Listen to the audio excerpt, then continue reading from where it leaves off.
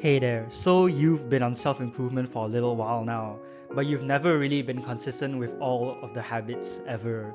You'll have your week of bliss, and you think your life has changed, and then you fall back into a rut. Then the cycle repeats. You are not alone, brother. And why should you listen to me? Well, not too long ago, I looked like this, and I constantly get hundreds of comments from people telling me I've changed their lives.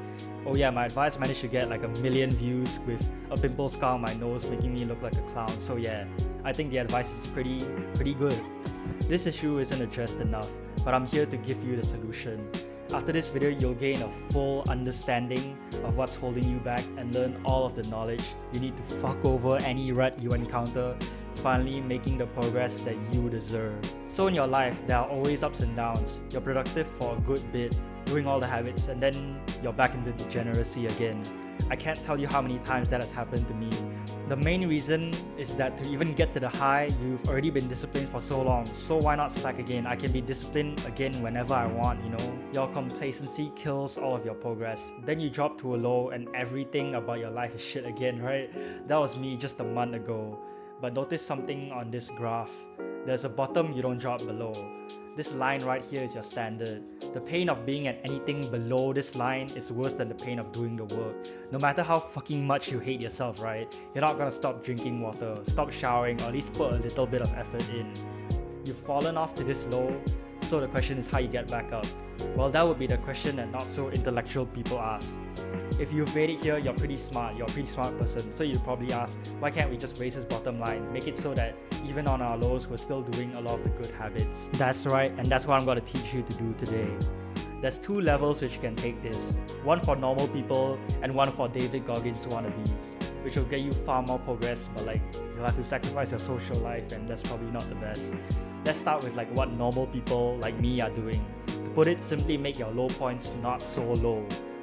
That's some autistic wording, but that's really just it. And I'll tell you how I implemented this into my life. It doesn't matter how much progress you make on the highs, because you'll fall back to the lows. Remember that consistency is key. Okay, so let's say you're currently in a rut and you feel like shit. You're not doing anything good at all. Then you get your shit together again, you work out, meditate, eat healthy, and sleep early. Then you fall off again. You eat shit food, skip meditation, and your sleep isn't that good. But at least now you work out. This is the key right here. You're doing one more productive thing than the last rut you were in. That is huge. You raised your standards and raised the low that you can fall to. And then the next rut you fall into, you'll already have working out as something you must do, so now you can add sleeping early to it. And so on and so forth until you have more and more good habits done, even at your low. To escape self-improvement hell, you need to keep doing at least some of the good habits, even when all you want to do is kill yourself, okay? Even if you're currently in a rut, you can still take a shower, right? You still take showers, right? I hope. With that same logic, even when you're in a rut, you can still do the good habits. Now when you're at a high, you can add even more good habits because the rest are already normal to you. You just need to push yourself to just do one more 5 to 10 minute good habit. It's completely revolutionizing your identity right here. This alone is already enough to completely transform your life. Look, I know it's so fucking hard, but you have to do it, okay? Want to know what's even harder? The next thing I'm about to tell you right here. What if you just cut out all the lows? Now you're probably thinking, what is bro on to? We're always gonna have highs and lows, right? Yes, but also no. Now when you hit a high, you turn that high into a low. That's right. I know this sounds great and all, but how the fuck is this achievable, you might ask? This is why I said earlier, this second method is for David Goggins wannabes. Here, that optimal version of you doing all the good habits is actually the worst version of you that you can accept. Anything below that is straight up unacceptable. Under what circumstances do you usually go from a rut to a high again? Just think to yourself that for a moment. When do we get that spike of motivation to improve the most? After a heartbreak. Okay, what do you experience when you get your heart broken? Pain. That's right. You make the most improvement when you're in pain.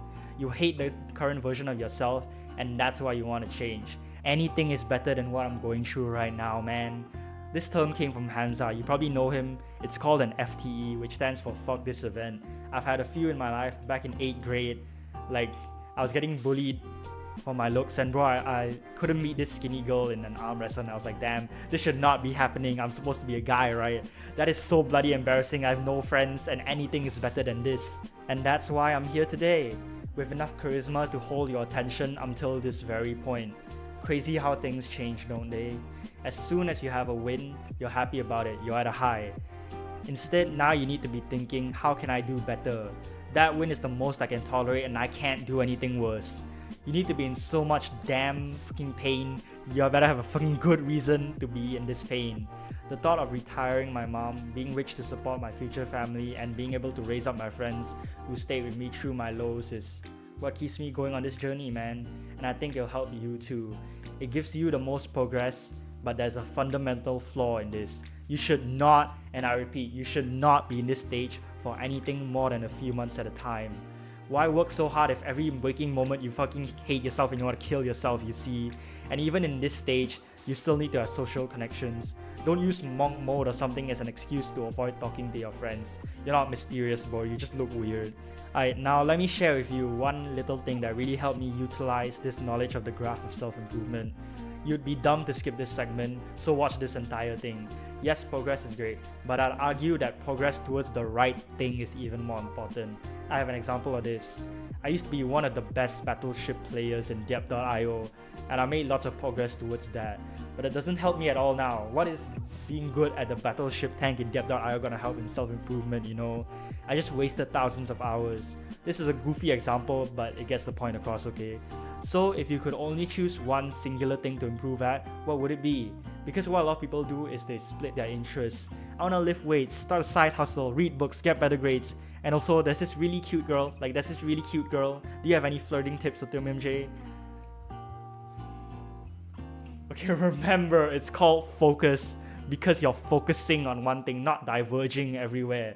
If you want to shoot the furthest, shoot in only one direction. Think about your interests, what you can see yourself doing for the next 6 months, 1 year, 5 years.